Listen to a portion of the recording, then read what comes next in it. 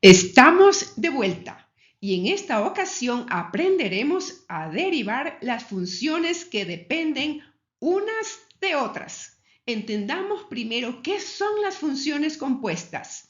¿Qué nos dice el matemático Euclides? Una función compuesta está formada por la combinación sucesiva de dos o más funciones. Es como si una función estuviera metida dentro de otra, lo que hace que la función externa dependa siempre de la interna. La función compuesta se la define de la siguiente manera.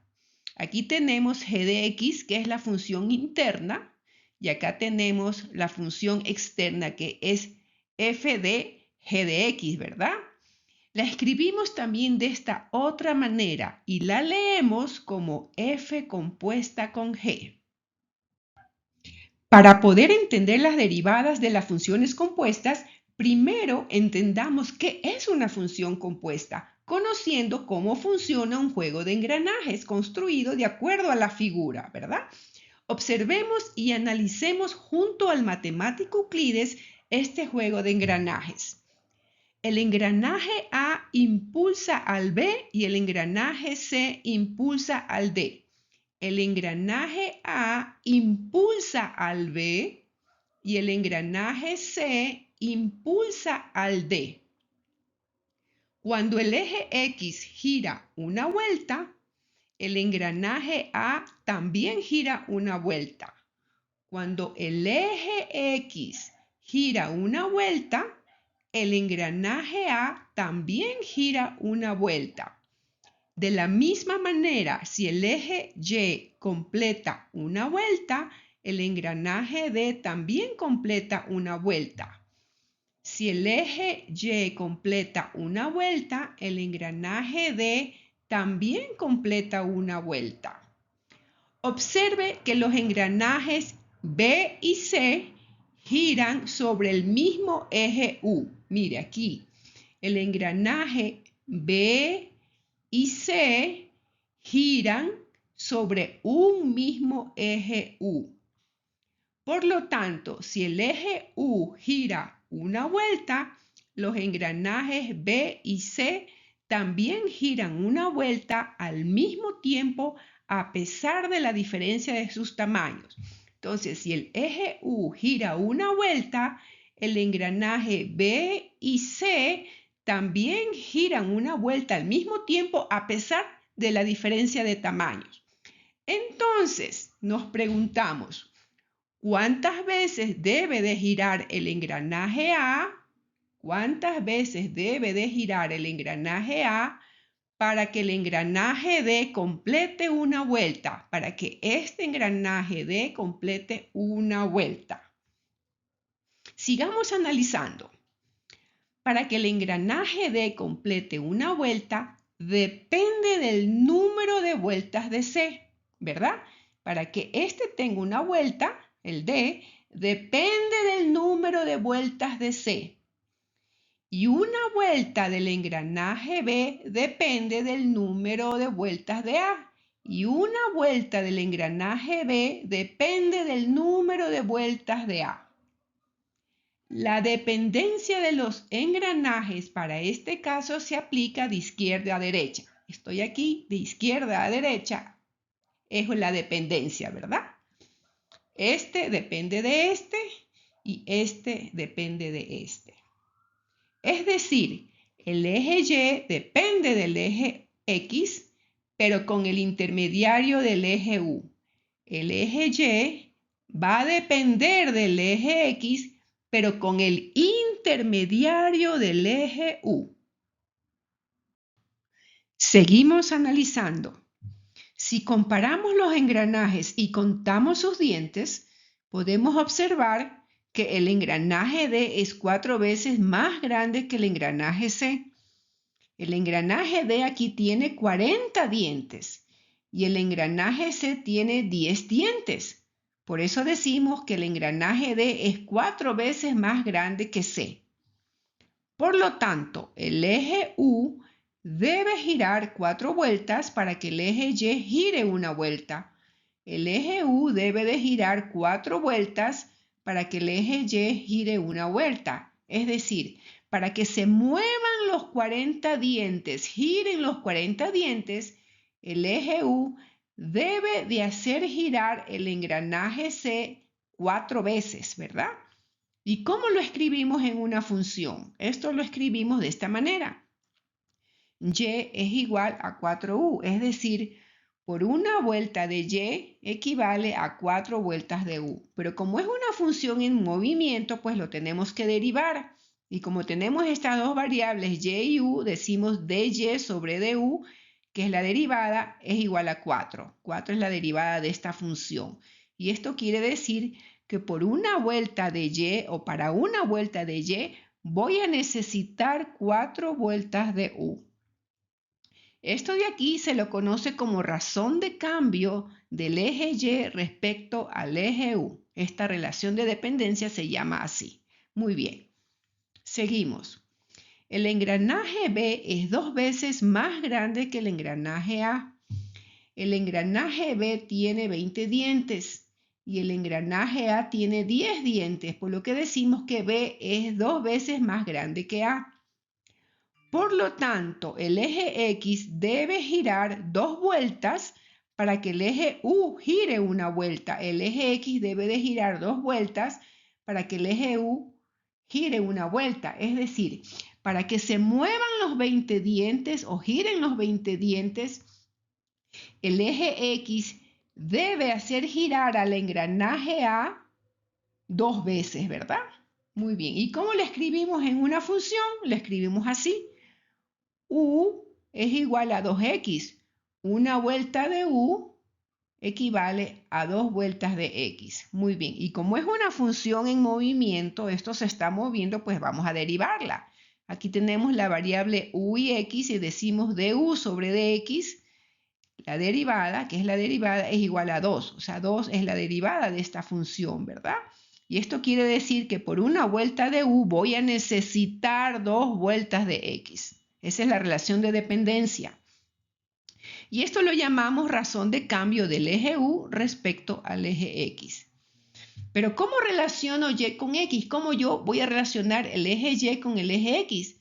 Porque así me lo están pidiendo en la pregunta, que tengo que relacionar el engranaje A con el engranaje D, ¿verdad? Este con este. Porque aquí yo estoy relacionando Y con U, ¿verdad?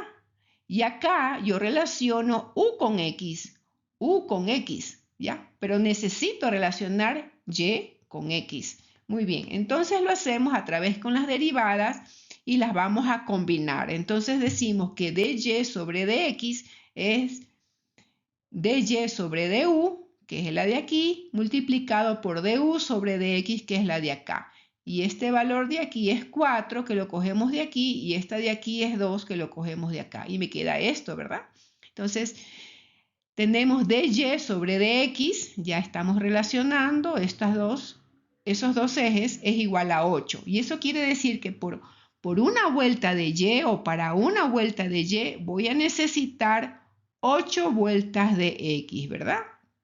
Y esta relación de dependencia se llama razón de cambio del eje Y respecto al eje X. Lo nombro para que se familiaricen con esos nombres, ¿verdad? Muy bien, entonces ahora quiero que observen esto de aquí. Esta ecuación de aquí se llama ecuación de razones de cambio relacionadas. ¿Por qué? Porque aquí, para yo relacionar dy sobre dx, tener esa relación de dependencia, yo voy a necesitar de un intermediario que es u. Y ese intermediario me convierte en esta función en una función compuesta. Y esta es la derivada de esa función compuesta. Muy bien, entonces vamos a concluir. Por consiguiente, la función y es igual a 8x, que lo obtenemos de aquí. Esta es la derivada y esta es la función original, o sea que retrocedimos. Observen que aquí teníamos la función original derivada, función original su derivada. Aquí tenemos la derivada y retrocedemos a la función original, ¿verdad? Pero esta función y su derivada, ¿qué nos indica? Nos indica que para que el eje Y complete una vuelta, el eje X debe de girar 8 veces, 8 vueltas, ¿verdad? O sea que para que Y complete una vuelta, el eje X debe de girar 8 vueltas. O dicho de otra manera, respondiendo a la pregunta que dice cuántas veces debe de girar el engranaje A para que el engranaje D complete una vuelta, decimos que A debe girar 8 vueltas para que D complete una vuelta. A debe de girar 8 veces para que D complete una vuelta. Pero ¿cómo distinguimos una función simple de una función compuesta cuando se nos presentan en una ecuación? ¿Cómo sabemos la diferencia? Escuchemos al matemático Euclides.